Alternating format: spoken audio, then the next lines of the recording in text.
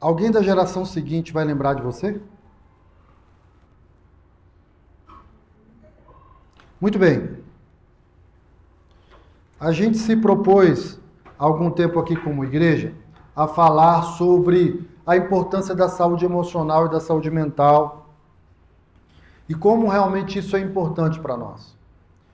E eu entendi que a gente já tinha chegado até o fim disso, até que as circunstâncias me mostraram que Deus queria falar algo mais. E a verdade é que nós pregamos há 2 domingos atrás sobre a guerra que há entre a razão, a lógica e a cruz de Cristo, o Evangelho. E eu tentei demonstrar como que o Evangelho é o poder de Deus em troca do que a sabedoria humana consegue construir. E no que diz respeito à saúde mental, no que diz respeito à saúde emocional, nós precisamos também do poder de Deus. Nós precisamos mais do que só o conhecimento, o estudo, mas existe uma obra que o Espírito Santo, e só Ele, pode e quer fazer em nós e através de nós. E por isso nós vamos continuar falando um pouco sobre isso. Porque ainda há um poder da parte de Deus que quer se revelar no nosso meio. Não é só sobre o que nós vamos conseguir estudar ou sobre o conhecimento que nós estamos desprendendo aqui, ele é muito importante. Mas existe uma obra do Espírito Santo que está disponível para nós. E eu estou falando de poder de Deus, algo que a nossa mente, a nossa razão não vai conseguir explicar. Que Deus está desprendendo sobre nós em nome de Jesus. Algo que desamarra cadeias, algo que libera de doenças, algo que tira as pessoas do passado, que as amarra. Poder de Deus, Gabriela. Poder de Deus para nos desvincular de uma obra humana ou do inimigo ou deste mundo que tentou te prender. E a sua alma está ali. E aquilo ganhou um significado grande na sua vida a tal ponto que pode atrapalhar o propósito e o chamado de Deus na sua vida. Dói, é verdade. Machucou, é verdade. Trouxe impacto na vida prática, é verdade. Mas em nome de Jesus você vai sair daqui hoje liberto disso. Não só das consequências desse ato do passado, mas também sobre a expectativa do futuro. Sim, a expectativa do futuro também adoece. A expectativa sobre o que vai acontecer, sobre o que você quer que aconteça, sobre como você deseja que as coisas sejam, aprisiona do mesmo jeito de um evento do passado. E eu quero trazer uma palavra que vai quebrar, em nome de Jesus, o potencial maligno que está no futuro. A Bíblia ela é permeada desse conhecimento, desse recado da parte de Deus, Elisete. O teu futuro está nas mãos do Senhor. Isso deve encerrar toda a prisão que a sua alma pode estar em nome de Jesus. Seja livre para ser dirigido pelo Senhor. O homem faz planos e está tudo bem. Mas a resposta certa vem dos lábios do Senhor. Existe algo que Deus guardou para ele e somente para ele. E se chama futuro. Ele é o mesmo ontem, hoje e eternamente. A Bíblia descreve, nós vamos ler daqui a pouco, que ele é o alfa e o ômega, e o princípio e o fim de todas as coisas. Mas quando nós fomos afetados pelo pecado, pela árvore do conhecimento do bem e do mal, a gente quis botar a mão no futuro. E até hoje a gente sofre pelo futuro. Sabe? A Aline queria muito se casar. E aí, ela tem uma tia que eu gosto muito, falou, minha filha, sonhei com você que você estava se casando com um homem de terno.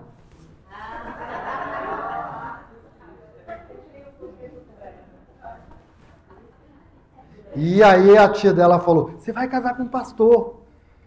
Aí quando eu conheci ela, eu falei, minha filha é advogado, não é pastor. Mas deu certo as duas coisas. Mas não é por isso que eu estou de terno, não. Fato é que é muito comum que o cristão coloque no seu futuro algumas expectativas. Vou casar com um homem assim, assim, assado, assim, assim, assim, assado. Aí não aparece esse homem, fica solteira. Eita, Carol.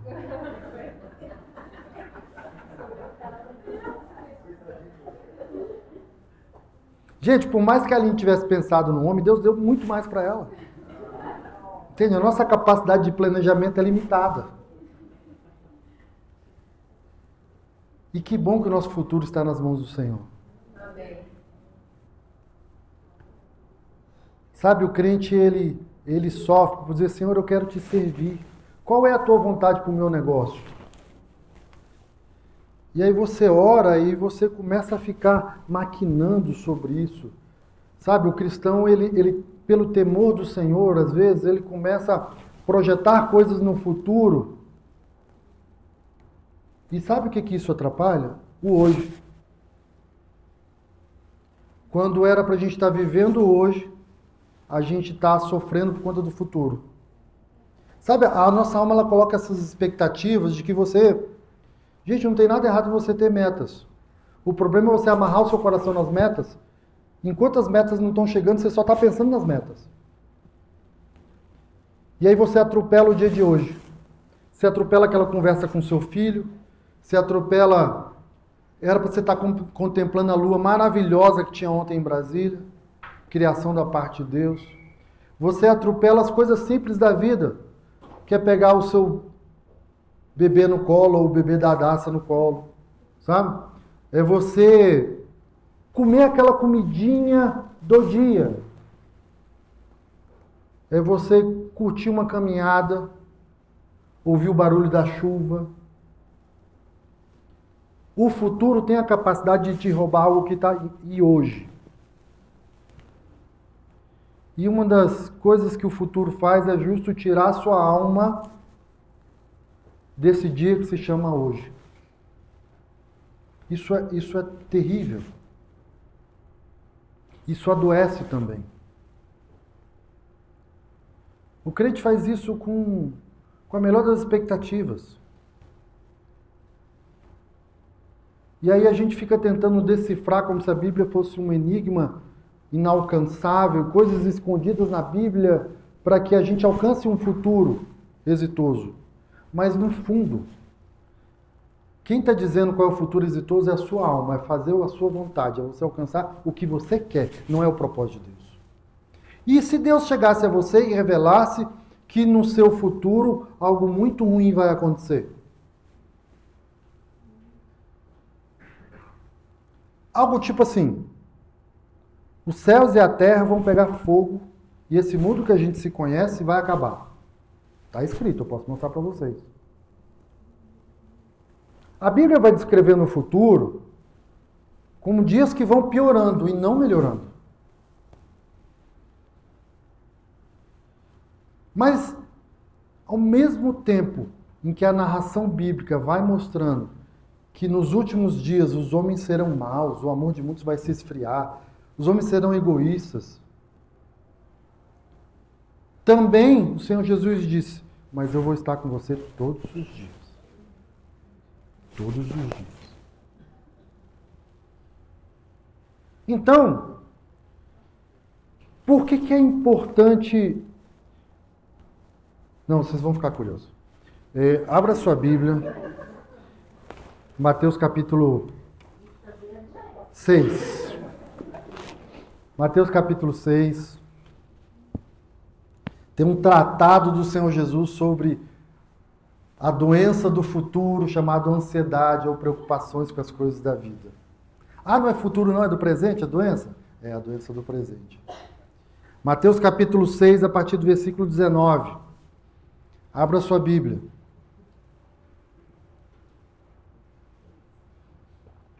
Essa palavra, nós não paramos de ler ainda, deixe sua Bíblia aí. Ela tem a ver com o nosso coração, com a nossa alma. Onde nós temos que amarrar a nossa alma?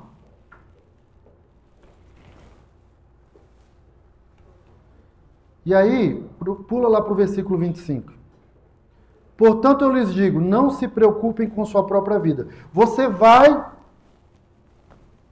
quanto ao que comer ou que beber, nem com seu próprio corpo, quanto ao que vestir. Você vai amarrar o seu coração no que você vai comer e beber? Ou no que você vai vestir? Lembra que eu falei sobre a doutrina grega, que fala sobre beleza e tal? A nossa alma só vai estar feliz se a gente comer o que quer. Aí a gente bota no almoço, Laura, um prato e nosso filho, eu não quero comer isso. As crianças, elas precisam ser dirigidas e governadas pelo pai. Porque se deixar a alma delas, ela está desgovernada. Entende? Nós já nascemos assim. A gente tem dificuldade de ver os nossos filhos como pecadores. Mas contentamento, às vezes, começa a ser ensinado no almoço do dia a dia. Sabe? É o que nós temos para hoje. A sua alma pode estar querendo um hambúrguer do McDonald's. Mas olha, nós vamos agradecer a Deus por essa comida. Porque o Senhor nos deu essa comida. Não é só aquela oração, Deus, obrigado por essa comida em nome de Jesus. Não, vamos ser gratos, meu filho. Eu sei que tem outras comidas que você gosta mais, mas você vai pegar o coração do seu filho e você vai direcionar ele. Preparar essa geração. Está vendo como a gente está atropelando as coisas e tem tanta coisa que a gente pode fazer nessa geração? Não é a vida mais importante que a comida e o corpo mais importante que a roupa. Observem as aves do céu. Não semeiam, nem colhem, nem armazenam em celeiros. Contudo, o Pai Celestial as alimenta. Não tem vocês muito mais valor do que elas? Está claro que o Senhor está tratando de autoestima? Está claro que o Senhor está tratando do nosso valor? Está claro, né? Quem de vocês, por mais que se preocupe, pode acrescentar uma hora que seja a sua vida? Quem aqui controla o futuro? Por que vocês se preocupam com roupas? Veja como crescem os lírios do campo. Eles não trabalham nem tecem. Contudo, eu lhes digo que nem Salomão, em todo o seu esplendor, vestiu-se como um deles. Se Deus veste assim a erva do campo, que hoje existe e amanhã é lançada ao fogo, não vestirá muito mais a vocês, homens de pequena fé? Portanto, não se preocupem dizendo que vamos comer, ou que vamos beber, ou que vamos vestir, pois os pagãos é que correm atrás dessas coisas, mas o Pai Celestial sabe que vocês precisam delas. Busquem, pois, em primeiro lugar o reino de Deus e a sua justiça, e todas essas coisas lhes serão acrescentadas. Portanto, não se preocupem com amanhã, é isso que o Mengo está dizendo aqui? Confere aí na Bíblia de vocês. Amém. Pois o amanhã trará suas próprias preocupações. Basta a cada dia o seu próprio mal. Nós precisamos nos libertar do futuro. Mas se a gente fizer isso e não amarrar o nosso coração em outra coisa, pode dar problema. No que é então que nós vamos amarrar o nosso coração? Em Deus que tudo pode. Na sua palavra. Você sabe o que Deus vai fazer amanhã? Eu não sei. Mas eu sei quem Deus é. Não é sobre fazer, é sobre ser.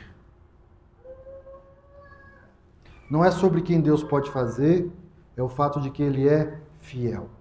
É o fato de que Ele te ama, é o fato de que Deus é bom, o fato de que Deus é confiável, todo-poderoso. Nós vamos amarrar o nosso coração em quem Deus é, nos atributos dele, e não no que as mãos dele podem fazer por nós. Deus pode fazer e quer fazer por nós, mas tem a ver com quem Deus é. Todo aquele que confia em Deus não será enganado. Sabe, vocês que andam comigo há mais tempo já devem ter percebido o apreço que eu tenho pela palavra de Deus e por dizer para vocês que tem o mesmo apreço. A superficialidade na Bíblia, ela vai trazer um preço mais cedo ou mais tarde. Porque quando você é superficial na Bíblia, provavelmente você vai ser governado por alguém que conhece mais a Bíblia ou que diz o que ele acha da Bíblia e aí você vai ter que acreditar nele porque você mesmo não tem relacionamento com a Bíblia. E aí você se torna alvo, nessa geração, das informações do mundo, das ciladas enganosas do diabo, mas também do seu coração, da sua alma, dos seus próprios desejos carnais. A palavra de Deus, ela tem uns fundamentos onde você pode amarrar o seu coração e você vai estar seguro. Confia nele, o mais ele fará.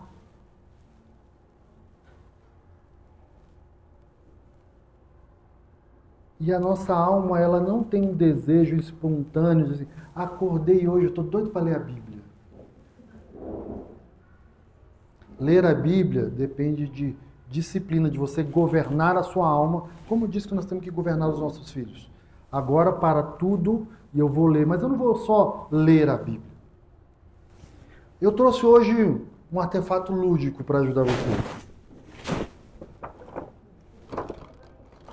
Quem sabe o que é isso? Lego, né? Isso daqui são versículos da Bíblia.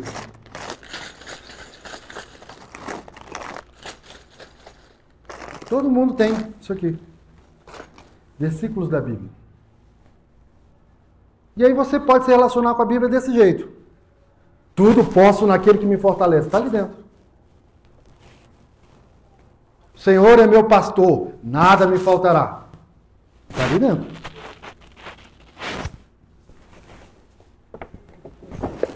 Mas pode ser que você já está lendo a Bíblia, está estudando e você está organizando os versículos. Então, você pegou os seus versículos que estavam bagunçados e você agora organizou. Você fez um curso sobre casamento.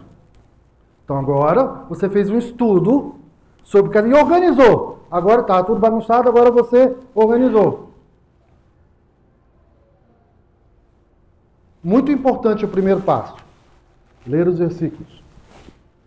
E também é muito importante concatenar esses versículos e organizar. Essa é a melhor parte.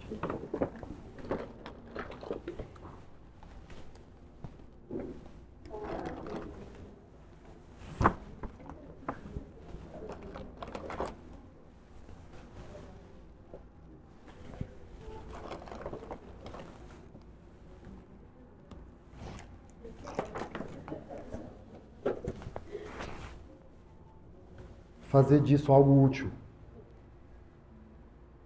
Organizar e fazer com que isso tenha algo prático na sua vida. Transformar o conhecimento da palavra de Deus em algo que você possa utilizar na vida. Pastor Sérgio, para que você vai utilizar isso?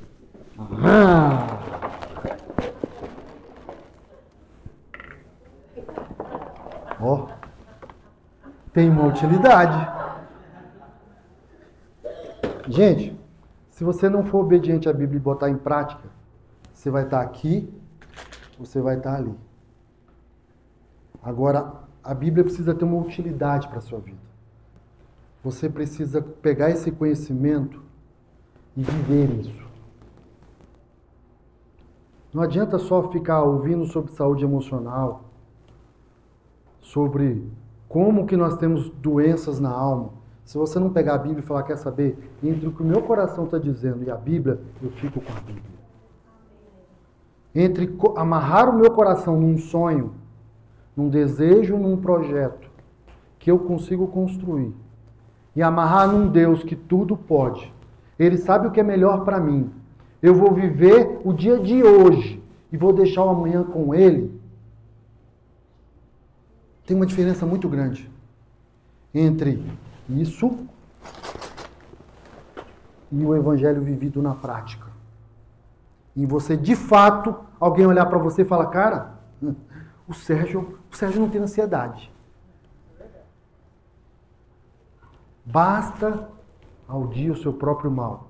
Nem todos os meus dias foram bons, mas em todos eles o Senhor estava. Nem todos os dias serão bons, mas eu creio que verei a bondade do Senhor na terra dos viventes.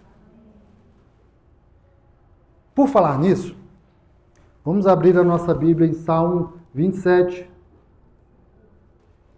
Vou submeter vocês a uma votação. Hoje talvez eu vá demorar um pouco mais, uns 10 ou 15 minutos. Quem estiver de acordo, fica como está, aprovado. Então, Salmo 27, 15... 27, 13, desculpa.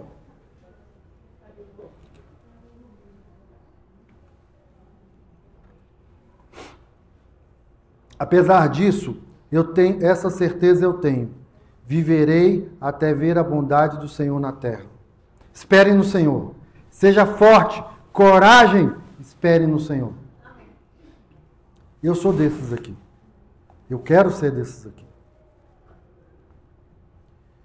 Davi disse isso daqui num dia que não estava tudo bem, não. E Davi inspirou gerações com a sua postura. Quem foi o primeiro rei de Israel? Muito bem. E o segundo? Muito bem. Depois, todos os outros reis tinham como norte, paradigma, o rei Davi. O próprio Senhor Jesus é chamado como filho de Davi. A Davi foi prometido que o trono sempre seria ocupado por um dos seus filhos. Né? E tem um rei na Bíblia que eu quero falar sobre ele agora, que se chama Ezequias. Abra a sua Bíblia lá em Isaías, capítulo 38. É muito interessante porque Isaías vem profetizando, e depois dessa passagem ele continua profetizando, mas em Isaías 38 e 39, ele conta a história do rei Ezequias. Um rei cuja história também está descrita no segundo livro dos reis. O rei Ezequias, ele estava vivendo um tempo difícil. Ele estava sob a ameaça da Assíria. Vocês se lembram de um rei chamado Senaqueribe? Pois bem, Senaqueribe era uma potestade daquela época e estava mandando cartas para ele, olha, eu vou te destruir. Seu Deus não vai te livrar. E nesse contexto, como se não bastasse isso, o rei fica doente. Então, já que vocês aprovaram que a gente vai demorar mais um pouco hoje, eu nem queria, mas... nós vamos ler aqui uma boa porção das Escrituras. Eu quero que você me acompanhe, Isaías capítulo 38. Que diz assim: nesses dias Ezequias ficou doente, à beira da morte. Não era uma doença qualquer. Deus pode nos revelar o futuro? Pode. Ezequias virou o rosto para a parede e orou ao Senhor. Lembra-te, Senhor, de como tenho te servido com fidelidade e com devoção sincera, e tenho feito o que tu aprovas. E Ezequias chorou amargamente. Então a palavra do Senhor veio a Isaías. O que veio a Isaías? Palavra do Senhor. Vai dizer a Ezequias, assim diz o Senhor, o Deus de seus antepassados, do seu antepassado, Davi. Olha a referência. Ouvi sua oração e vi suas lágrimas. Acrescentarei 15 anos à sua vida. E eu livrarei você e essa cidade das mãos do rei da Síria. Eu defenderei essa cidade. Este é o sinal de que o Senhor fará o que prometeu. Farei a sombra do sol retroceder os 10 graus que ela já cobriu na escadaria de Acás. E a luz do sol retrocedeu os 10 graus que tinha avançado. Aleluia. Gente, Deus não só conduz o futuro, como Deus pode intervir no presente. Deus pode intervir na sua vida em qualquer momento, como uma resposta de oração. Deus pode mudar o curso natural das coisas, fazer o sol voltar, o relógio parar e retroceder por amor de mim e de você, para que o propósito dele se cumpra. Deus pode, como fez, livrou aquele povo do rei da Síria e disse, eu o defenderei. Deus pode todas as coisas, basta que a palavra, a ordem saia da boca dele, vai acontecer.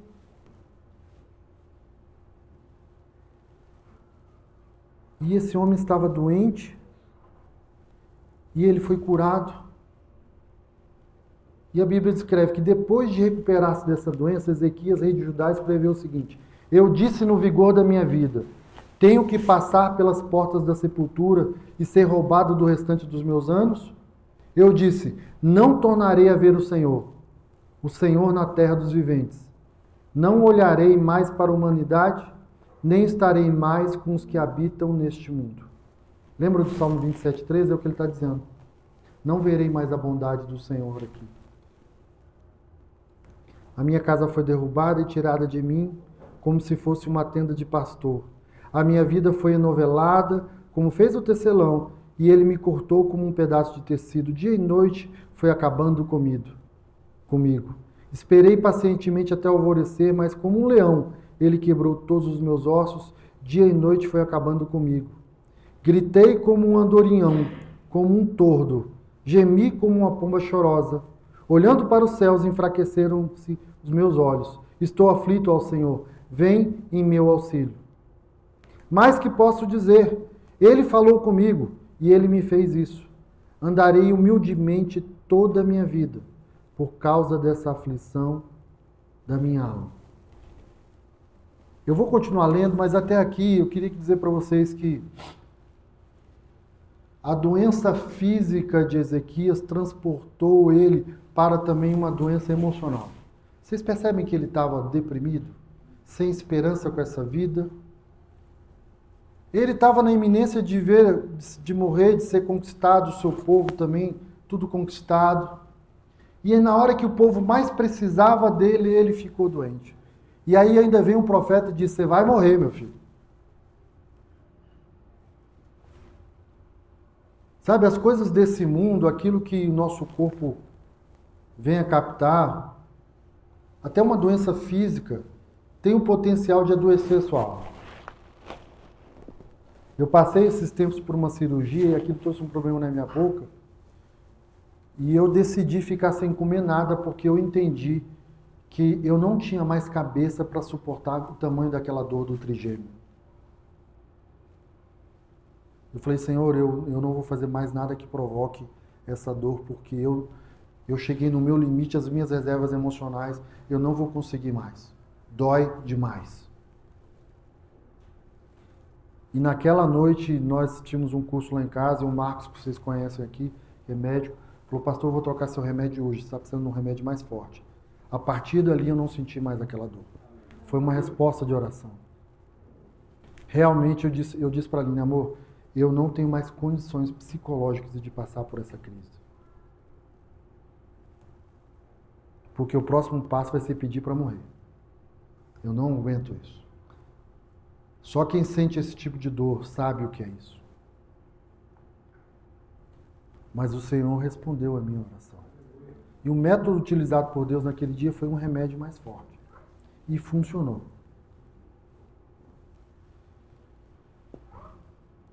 Andarei humildemente toda a minha vida. Humildemente diante de quem? De Deus. Senhor, eu não vou mais ficar fazendo planos. Amanhã farei negócios em tal lugar. Amanhã irei para tal lugar antes. Se o Senhor quiser, eu vou fazer esse negócio e vou obter lucro. Se o Senhor permitir, vou viajar. Eu gosto muito do meu sogro, que meu sogro sempre responde as coisas assim. Se o Senhor permitir, estarei na igreja tal, dia tal. Né, vovô Paulo? Ele fala assim. Se o Senhor, sabe, humildemente é você se botar debaixo no seu lugar de Deus. Debaixo de Deus. Sob as ordens de Deus e não sobre o governo do seu querer, da sua alma, do futuro que você planejou.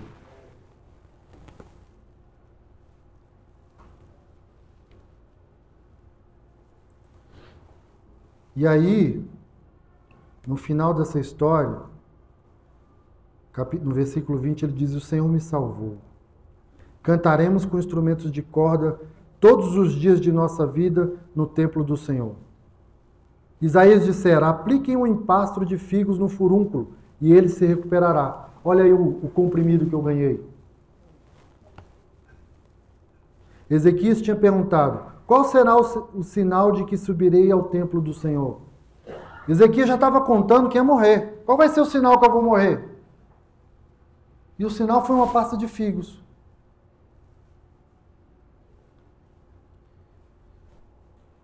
Sabe, Ezequias estava abalado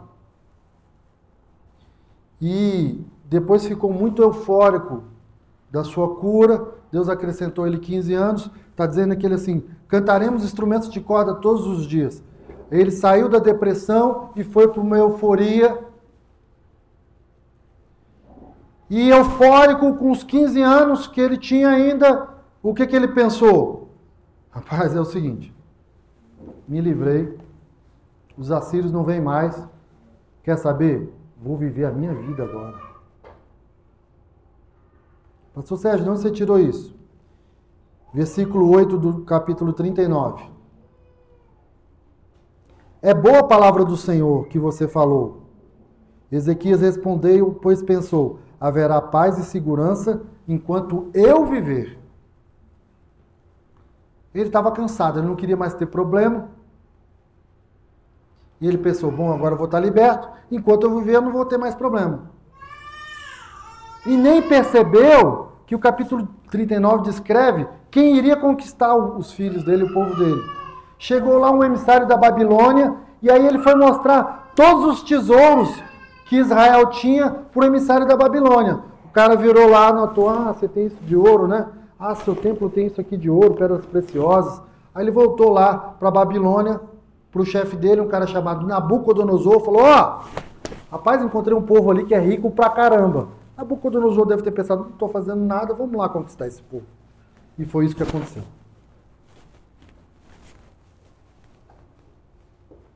Ezequiel resolveu passar os próximos 15 anos. Quer saber, eu não vou arrumar mais confusão com ninguém, vou fazer o que minha alma quer: paz e tranquilidade.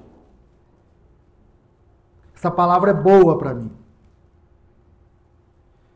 Meu irmão, se a sua alma está deseando para você, no seu trabalho, na sua saúde, na sua família, nos seus relacionamentos, se você quer ter paz, você quer evitar problema de relacionamento, trabalhar duro, ficar a noite sem dormir, não ter altos e baixos, não ter que visitar o médico, não ter um plano de saúde, desculpa, meu irmão, desculpa, sua alma está te enganando. Porque nós vamos ter aflições. Se esse é o futuro que você está desenhando, e se você está amarrando o seu coração no dinheiro para ter isso, ou na sua inteligência para ter isso, se você está amarrando o seu coração em algo que vai te dar segurança, você não vai passar por problemas. Eu te garanto que você não está amarrando o seu coração em Deus. Porque não é isso que a Bíblia diz. Que se levantar contra a palavra de Deus, o nosso meio vai ser derribado em nome de Jesus. Sua alma não será enganada quando você tiver profundidade na palavra de Deus. A ponto de você não só conhecer e organizar o conhecimento, de você viver e botar isso na prática. Fazer disso algo útil no seu dia a dia. Gente, não é sobre o que você vai fazer com isso. É sobre quem você vai ser. Deus está querendo se revelar através da sua palavra. Não é sobre que profissão você vai ter, com quem você vai se casar, onde você vai morar. Deus pode intervir e te dizer coisas que estão no futuro para você. Pode, Deus pode tudo. Mas a nossa alma não pode nos governar por isso. Tem um dia de hoje, há uma expectativa de Deus e Ele quer que nós sejamos santos como Ele é. Obedientes à sua palavra. Pratiquemos o que Ele quer que pratiquemos. Então, meus irmãos, importa como você é. A Bíblia traz uma alegoria sobre isso. E é sobre isso que eu vim falar hoje. Finalmente.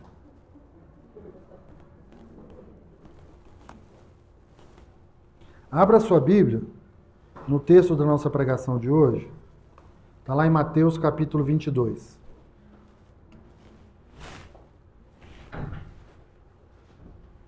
Ixi, ainda tem muito tempo ainda.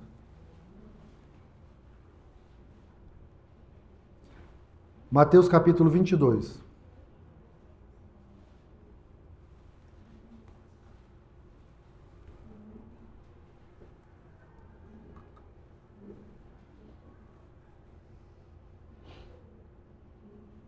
Jesus lhes falou novamente por parábolas, dizendo: o reino dos céus é como um rei que preparou um banquete de casamento para seu filho. Enviou seus servos aos que tinham sido convidados para o banquete, dizendo-lhes que viessem, mas eles não quiseram vir. De novo, enviou outros servos e disse: digam aos que foram convidados que preparei meu banquete. Meus bois e meus novilhos gordos foram abatidos e tudo está preparado. Venham para o banquete de casamento. Mas eles não lhe deram atenção e saíram um para o seu campo, outro para os seus negócios.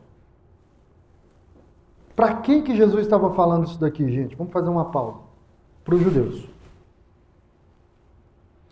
Essa primeira parte dessa parábola, ele estava dizendo assim: eu vim para um povo que me rejeitou. Muito bem? Você sabe que a palavra de Deus, ela vem, e a gente viu Jesus fazendo isso, Paulo fazendo isso, e o pastor Sérgio fazendo isso.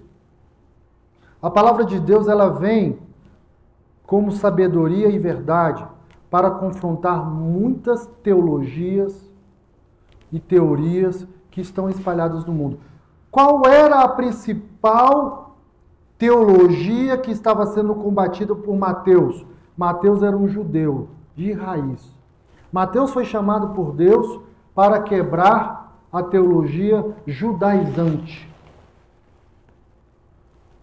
que esperava um Senhor, um rei diferente de Jesus. Eles esperavam que Jesus viesse fazer, conquistar um reino natural. Lembra de Davi? Eu creio que verei a bondade do Senhor na terra dos viventes. Aqui, ó, na prática. E às vezes a alma adoece porque você cria expectativas da intervenção de Deus na prática e parece que ela está demorada. Olha o perigo dessa receita que está aí nos dias de hoje. Eu só vou ser feliz se eu tiver isso, se eu tiver aquilo. É isso, gente, que Jesus está combatendo aqui. Será que isso está vigente hoje ainda? Um reino terreno, material. Minha alma precisa de coisas materiais para ser feliz. E a palavra de Deus vem para quebrar essa mentira. Porque o valor de um homem não consiste na quantidade de bens que ele tem. Então Jesus estava ali dizendo, olha, eu vim para vocês, mas vocês não me quiseram, porque o reino que eu tenho para vocês não é esse reino material. Lembra da parábola das minas? A parábola das minas, Jesus contou ela porque o povo que estava ali cercando ele entendia que era iminente o reino de Deus, mas o reino de Deus material. Porque na cabeça do judeu é assim, Deus mesmo é aquele Deus que vai nos livrar desse cativeiro, desse sofrimento terreno. Não é difícil você perceber que um judeu vive apegado às coisas materiais, a riquezas. Ele é um povo próspero, infelizmente a prosperidade é a sua condenação. Sim, prosperidade e riqueza pode significar uma prisão eterna. Muito bem. Mas eles não lhes deram atenção e saíram, um para o seu campo, outros para os seus negócios. Tem gente que realmente ouve o evangelho e vai cuidar da sua vida. Não muda em nada a vida dele. Sai daqui hoje e já está preocupado com a agenda de segunda-feira, o que tem que fazer, as dívidas que tem que comprar. Gente, eu não estou dizendo que a gente deve ser irresponsável, mas o reino de Deus precisa estar em primeiro lugar. Os restantes, agarrando os servos, maltrataram-os e os mataram. De quem que Jesus está falando aqui? Dos profetas, dos apóstolos que iam ser mortos e dele mesmo. O rei ficou irado e, enviando o seu exército, destruiu aqueles assassinos e queimou a cidade deles. Então disse a seus servos, o banquete de casamento está pronto, mas os meus convidados não eram dignos. Vão às esquinas e convidem para o banquete todos os que vocês encontrarem. São nós. Os que não nascemos do sangue de Abraão. Os gentios.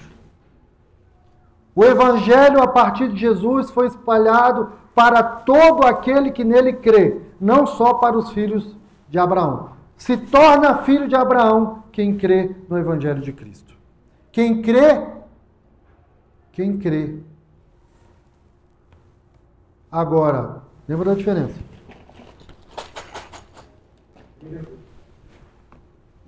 Quem crê e obedece e vive na prática. Será que é assim? Vamos continuar lendo.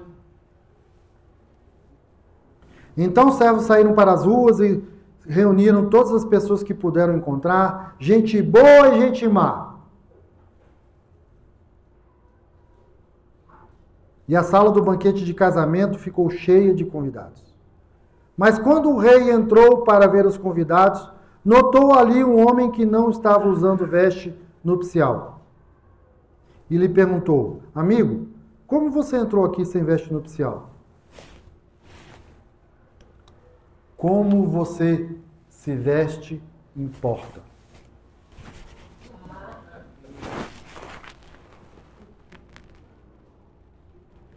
E é claro que Deus não está falando sobre a sua roupa. Sobre quem você é. Você pode enganar todo mundo, mas naquele dia ele vai olhar para você e vai saber quem você é. É sobre a sua essência. O Evangelho vem para transformar a nossa essência, ainda que não mude o que os olhos veem, as coisas materiais. Sabe por quê, meu irmão? Porque quem você é vai definir no futuro o seu legado, o que você faz e o que você tem. Ou deveria definir, se você botasse na prática. 2 homens podem ganhar a mesma fortuna. O que chegar mais pobre no céu tem a chance de ter distribuído mais a sua riqueza para quem precisava. Aquele que chegar no céu, talvez com menos riqueza, talvez em vez de trabalhar em troca do dinheiro, trabalhou para ajudar as pessoas. Isso decorre de um coração, de qual é a sua prioridade. Talvez o ser não te traga tantas alegrias. A Bíblia descreve muita gente que foi cortada no meio, decapitada, queimada, apedrejada, porque eram como Cristo. E nós somos chamados para ser como Cristo é. Hoje. Não é no futuro. Mas eu quero dizer uma coisa para você. Quando você é cristão verdadeiro, isso impacta a sua geração e prepara uma geração do futuro. Sendo cristão no dia de hoje, quem você é hoje, é isso que o Senhor está atrás. E o futuro é inimigo disso. Nós precisamos nos conformar com a palavra de Deus hoje. E se você se conformar com a palavra de Deus hoje, for atrapalhar os planos que a sua alma tem para o futuro, tudo bem. Eu, como profissional, eu tenho convicção. Convicção. Depois de 30 anos, mais de 20 anos, vivendo para o Evangelho, como advogado, eu hoje seria mais próspero e teria mais dinheiro se eu não fosse crente. Não é só porque eu teria aproveitado oportunidades ilícitas, não. É porque talvez o meu tempo serviria para eu trabalhar mais. Eu teria produzido mais. Talvez eu tinha estudado mais e sido mais preparado. E eu não estou com isso querendo dizer que você tem que se preparar menos e trabalhar menos. Estou querendo dizer que na minha vida entrou uma prioridade. Isso toma do meu dinheiro, isso toma do meu tempo. E às vezes eu tenho que estudar a Bíblia, não dá para estudar direito processual civil. Eu procuro ser excelente no que eu faço, na minha profissão. Mas não dá para negar a vocês que existe um conflito diário que eu vivo entre o que estudar e o que priorizar. Eu sei de onde o Senhor me tirou. Eu recebi um convite dizendo: vem, meu filho, para o banquete. Eu recebi esse convite. Eu quero estar com as vestes adequadas. Eu quero chegar nesse dia e falar: Senhor, pode ver o meu coração. Minhas vestes foram lavadas pelo sangue do Cordeiro. Elas estão preparadas para estar diante do Senhor, porque eu criei em Jesus. E eu vivi a minha vida não de qualquer jeito. Eu vivi como quem estava vestido para esse dia. O Senhor disse que haverá um banquete das bodas do Cordeiro. E eu estou preparando a minha vida para chegar nesse dia. E o Senhor olhar para mim e dizer: você se vestiu adequadamente. Você abriu mão desse mundo, você abriu mão de outras prioridades, você podia estar em outro lugar, mas você está vestido adequadamente. Você recebeu um convite e você se preparou para esse dia.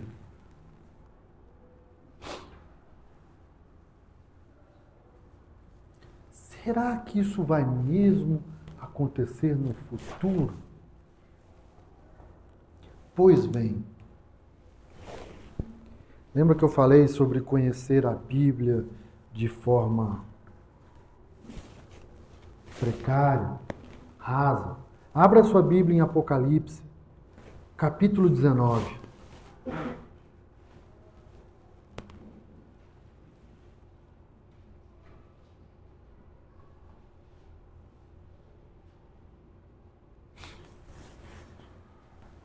Capítulo 19 descreve o fim dos tempos. E ele vai dizendo: olha, a prostituta foi presa, o dragão, que antes era serpente, Satanás, foi aprisionado, acabou o reino de 1000 anos, e agora é o seguinte: chegando, acabou, agora quem vai reinar sou eu e somente eu. Depois dele descrever isso, em Apocalipse 19, 9, ele diz assim: e o anjo me disse, escreva, felizes os convidados para o banquete do casamento do Cordeiro. E acrescentou, essas são as palavras verdadeiras de Deus. Aleluia. a Bíblia descreve que lá, no capítulo 20, haverá um povo cujas vestes foram lavadas pelo sangue do Cordeiro. Capítulo 20.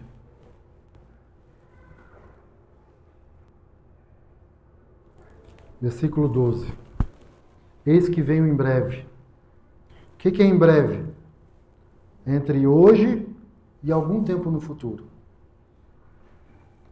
A minha recompensa está comigo, e eu retribuirei a cada um de acordo com o que fez.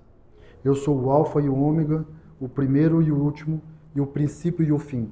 Felizes os que lavam as vestes, suas vestes, e assim têm direito à árvore da vida, e podem entrar na cidade pelas portas. E ele continua: fora ficam os cães, os que praticam feitiçaria, os que cometem imoralidades sexuais, os assassinos, os idólatras e todos os que amam e praticam a mentira. Gente, no final aqui ainda diz aqui no versículo 19, se alguém tirar alguma palavra desse livro, dessa profecia, Deus tirará dele também a sua parte na árvore da vida e na cidade santa. Isso daqui faz parte da minha tese de que você pode ser salvo e perder a salvação.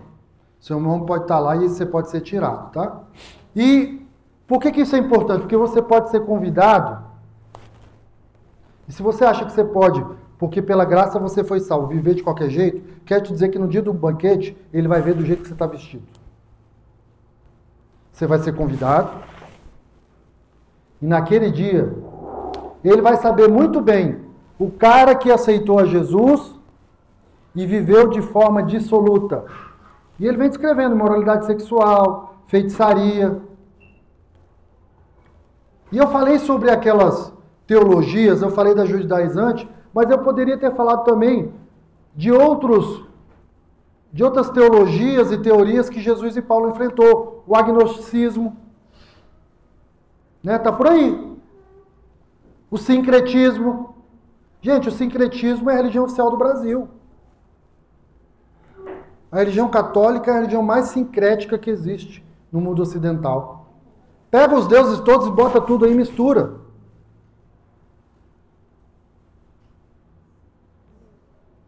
Eu não vou ficar falando sobre muito isso, porque eu não gosto de ficar perdendo muito meu tempo com isso, mas elas estão aí para enganar as pessoas.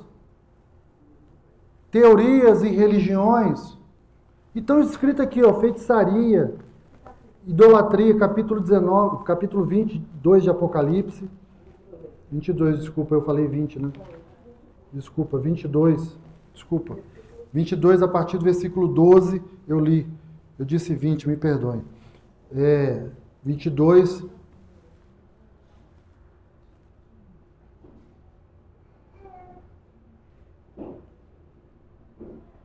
Todos nós estamos à mercê dessas teologias, dessas mentiras, que parecem trazer algum sinal de verdade.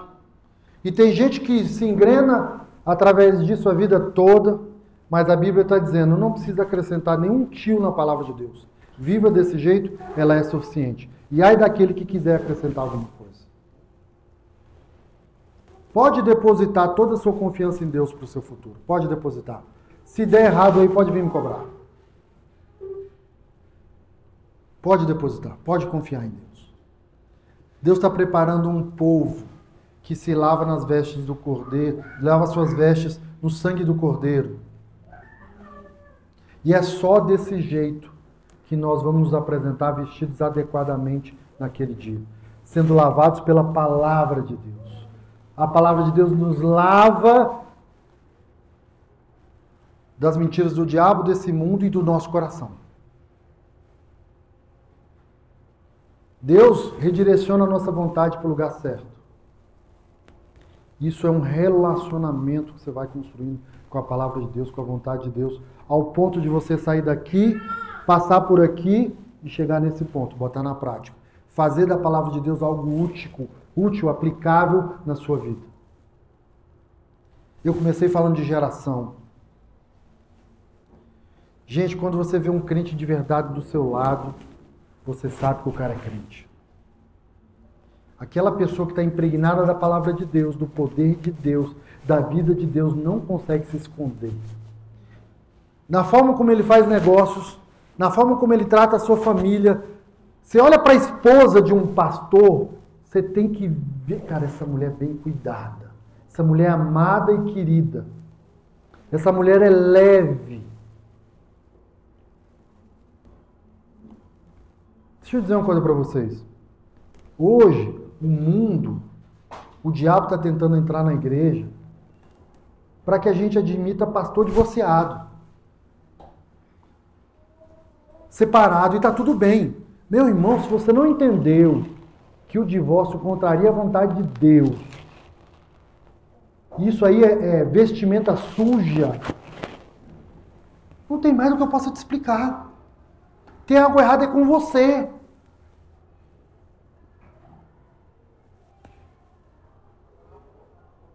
A palavra de Deus está querendo se instalar em nós para mudar quem nós somos, para que a gente se pareça com Cristo, para que sejamos santos e separados. Separados por uma obediência. Gente, obediência não é submissão infeliz, é conformação com a eternidade de Deus. Vamos nos conformar, ser conforme à eternidade que Deus tem para nós. Porque no céu não vai entrar de outro jeito. Eu gostaria de trazer para vocês um evangelho e promessa de vida eterna barata e leve. Mas quando eu me lembro que isso custou a vida do meu querido Senhor Jesus na cruz do Calvário, eu preciso dizer o que ele disse. E ele está dizendo para nós o seguinte: todo o evangelho é sobre o nosso caráter, é sobre a transformação de quem nós somos. Não é sobre o que nós vamos fazer em primeiro lugar, é sobre quem nós somos. E quando você for igual a ele, você vai renunciar às coisas que ele renunciou e você vai amar as coisas que ele ama. Olha, eu quero agradecer pela paciência de vocês hoje, pelo compromisso de vocês até essa hora. Mas o que eu quero mesmo é pedir para vocês: se comprometam com o evangelho. Se comprometam a ponto de, se precisar, que isso custe a sua vida. Quanto mais o seu tempo, o seu dinheiro, as suas prioridades. É o melhor que um pastor que ama pode dizer para as suas ovelhas: confie em Deus e a sua palavra. Não há nada melhor que você possa fazer essa semana, até o final de 2025, em 2026, pelos próximos 10 anos, até você morrer, que não seja viver a palavra de Deus, botar ela em prática na sua vida. O caminho fica mais estreito, a sua alma não governa mais, mas deixa eu dizer, com isso você vai estar preparado para os dias maus. Porque ele é o seu refúgio e fortaleza. Socorro bem presente no dia da tribulação. Ele é uma torre alta, que quando você tiver aqui tudo, você vai olhar para cima e falar: eu sei, Senhor. Eu sei, Senhor. Ele é a sua direção. Ele é quem intervém do futuro na sua realidade e te livra dos inimigos, como fez com Ezequias. Ele é quem te acrescenta dias. Ele é quem te liberta. Ele é quem te ama. Ele é quem cuida de você. Esse é o nosso Deus e Pai. Pegue o seu coração e amarre ele nesse tesouro. Deus é fiel. Deus pode todas as coisas. E Ele quer ter um relacionamento íntimo com você. Que a partir de hoje, o seu passado e nem o seu futuro, em nome de Jesus, estrague o relacionamento que Deus quer ter hoje com você. E a soma dos seus muitos hojes vão te levar a esse banquete celestial. E naquele dia, eu quero que você escute: servo bom e fiel, entra para o gozo do Senhor. Entra e toma posse daquilo que eu preparei para você. Entra e vem pegar aquele tesouro que eu mandei você acumular. Você deixou de acumular na terra, está aqui te esperando. Aleluia. Jesus está lá preparando uma morada, um lugar para mim e para você. Esse é o seu futuro. Creia nisso, deposite toda a sua esperança, expectativa nisso. Ainda que o mundo, a realidade, o presidente do Brasil, o STF não se conforme com isso. Você foi a geração chamada por Deus para transformar o dia a dia da sua geração, das pessoas que estão do seu lado. Comece por isso, pela sua casa, pelos seus filhos, pela pessoa que você ama. Abençoe, não amaldiçoe. Eu creio que essa pequena igreja chamada Ser tem um chamado da parte de Deus para sermos igreja. E eu creio que a palavra de Deus, o Espírito Santo, é suficiente para que sejamos como Ele é, em nome de Jesus.